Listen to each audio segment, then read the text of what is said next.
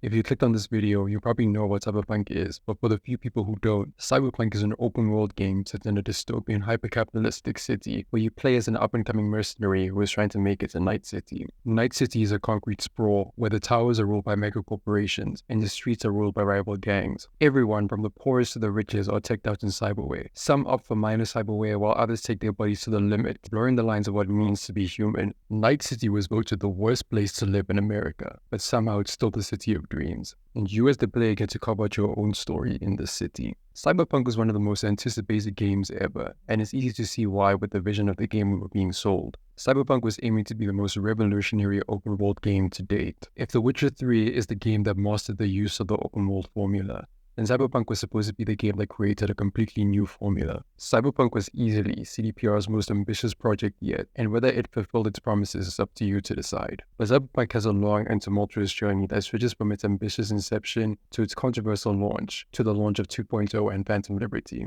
And that's what we're going to discuss today. Imagine it's 2018.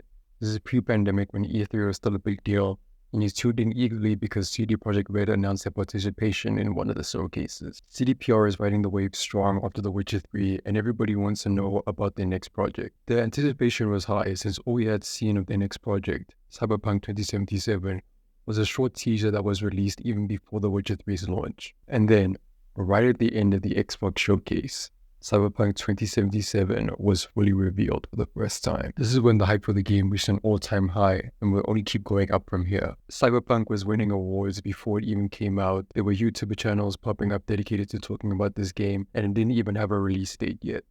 E3 2019 rolled around and everybody was expecting another big showing by CD Projekt Red, and they definitely delivered.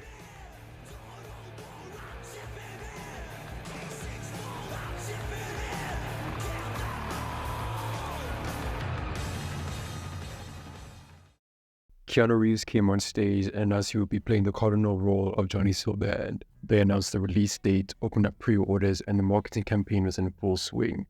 April 16th, 2020, Cyberpunk would release and fundamentally change the gaming landscape. Developers were allegedly delaying their games to avoid having their games cannibalized by Cyberpunk's launch. That's the impact this game was supposed to have. But in January of 2020, Cdpr will announce that the game would be delayed from April 16th, 2020 to September 17th, 2020, a 5-month delay. They cited that the game was complete and playable, but they needed more time to make sure the game was perfect. Cdpr's motto was, "It's coming when it's ready." So everyone was willing to wait and let Cdpr ensure that the game they're releasing was the best product it could possibly be.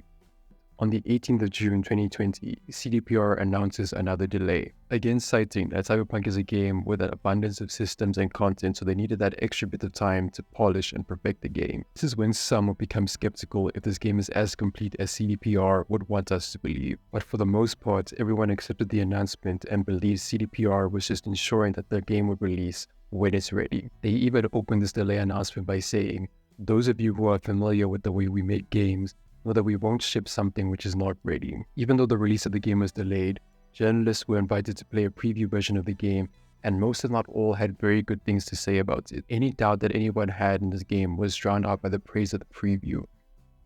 October 27th, Cdpr would announce another delay, now moving the game by 21 days from November 19th to December 10th, citing the difficulty of shipping this game on PC, last-gen consoles, and new-gen consoles, totaling to 9 different versions of this game, which is fair. All these platforms are fundamentally different. Each platform has its own unique architecture, processing power, memory limitations, and graphical capabilities. What works on a powerful PC might not fly on a last-gen console. Cdpr might need to scale down graphics, adjust gameplay mechanics, or even cut content to ensure a smooth experience on all platforms. It's a delicate balancing act between delivering the core vision and catering to the limitations of each device. But developing for all these different platforms wasn't the only thing that the devs were facing. Ahead of the December release, reports of grueling 6-day work weeks and excessive overtime at Cdpr were dropping. Despite crunch being a long-standing issue in the industry, Cyberpunk garnered particular attention due to Cdpr's previous promise to avoid it after facing similar criticism during The Witcher 3's development. This led to a stark divide. Some fans expressed concern for the developers' well-being and criticized the studio for backtracking, while others, desperate for the game's arrival, dismissed the reports or even defended the crunch, seeing it as necessary to avoid another delay.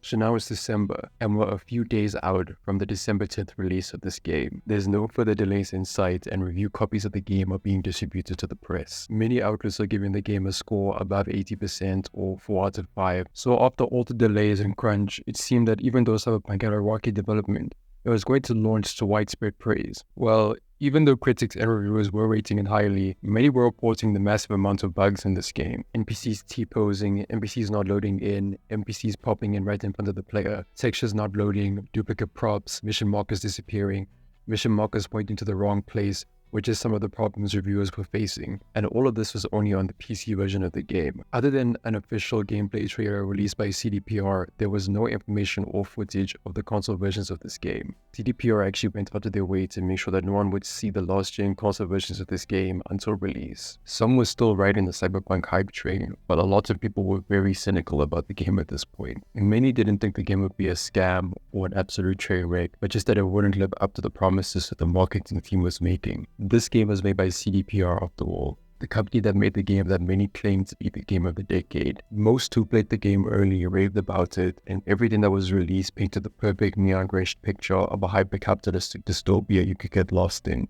December 9th is a day that will go down in gaming history, a mix of overpromising, overhyping, and under-delivering. This game was never going to live up to the expectations set on it by fans, but it also didn't live up to the expectations set by CD Projekt Red. Cyberpunk was marketed as an industry-defining game in the years before its release, whispering to players of unmatched immersion, incredible freedom, and a narrative that would revolutionize interactive storytelling. Fortunately, CDPR failed to deliver on these promises. All the problems that reviewers pointed out were still present even after the Day 1 patch, and more kept appearing. On top of all the bugs, many would come to find that this world did not have as much depth as they were led to believe. Some content was cut, such as metros and wall running. Like parts which were advertised to completely change the way you would experience this world only came with unique intros, some patch-specific dialogue, and a handful of quests. However, the last-gen console versions of this game were where the real-world story was told. These versions have been veiled in secrecy by CD Projekt Red, who would not allow gameplay videos to be seen or allow critics to see them, and now we know why.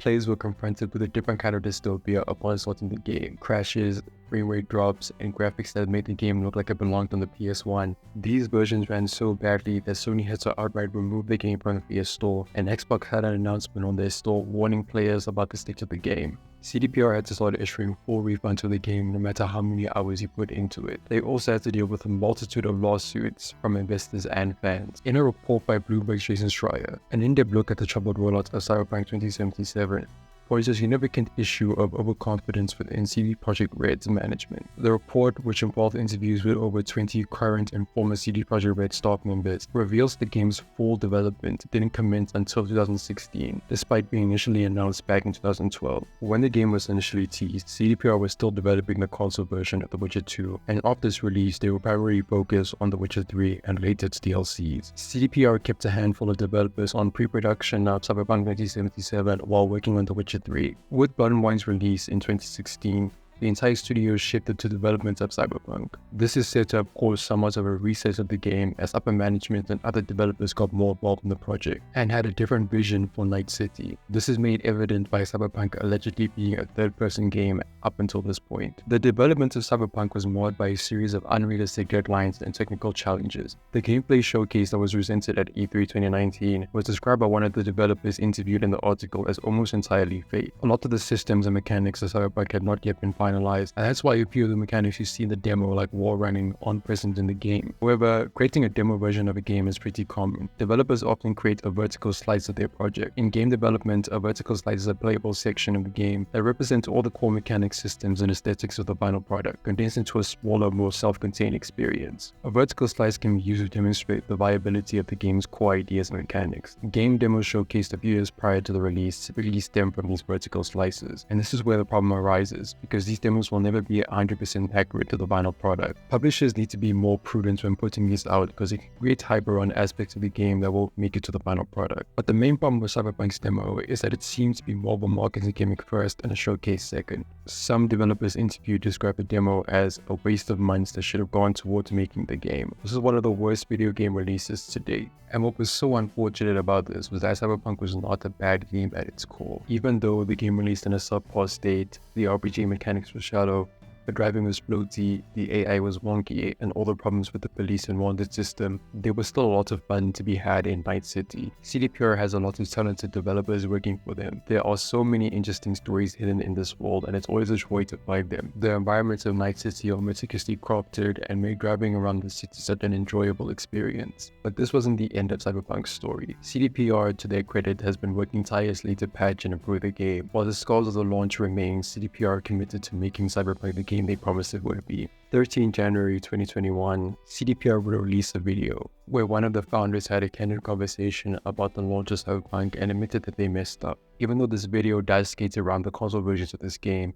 it does still serve to show that Cdpr is dedicating the next few years to fixing the game. When this video dropped, they had released 3 hotfixes for the game and had 2 major updates in the works. Patch 1.1 scheduled for later that month and patch 1.2 scheduled for February, which would address major stability issues for the last-gen console versions.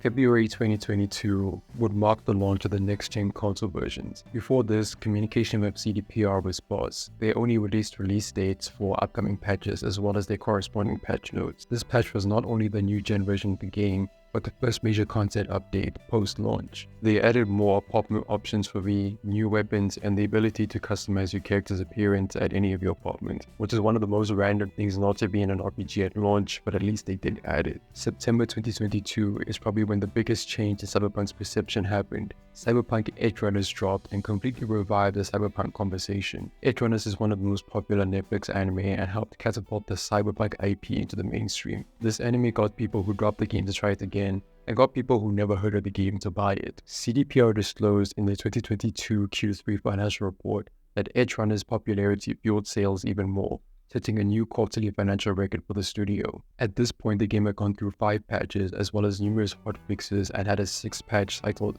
EdgeRunners Update on the way. This was jumping into a revamped game that didn't have many of the hiccups present at launch. It may have arrived broken, but the pieces were slowly being put back together, offering a glimpse of what this game could have been. October 2023 would be the day Cyberpunk became the game it should have released as. In Update 2.0, they reinvented parts of the game. They added a more dynamic police system with immersive pursuits, engaging vehicle combat featuring mounted weaponry, and an overhaul of character progression through revamped perk trees and specialized cyberware upgrades. They also added new radio stations, additional secrets, mini-games, and more narrative content. This update redefined the Cyberpunk experience and offered veterans and new players a new journey through Night City. A few days later, the Phantom Liberty update would be released. This would be a massive DLC that would add an entire new area to the game, as well as a chunky storyline starring Idris Elba. This DLC would mark the end of Cyberpunk's redemption arc, with the perception of Cyberpunk being nothing like it was at launch, and the reviews for the game being overly positive as of late, still leaving a bittersweet aftertaste. We celebrate this game's transformation while still remembering what this game started as. The story of Cyberpunk 2077's launch is more than just a buggy game. It's a cautionary tale about the parallels of unchecked hype and the importance of delivering on promises for both developers and players. It's a reminder that the road to a truly remarkable gaming experience is paved with careful planning, open communication, and a healthy dose of reality.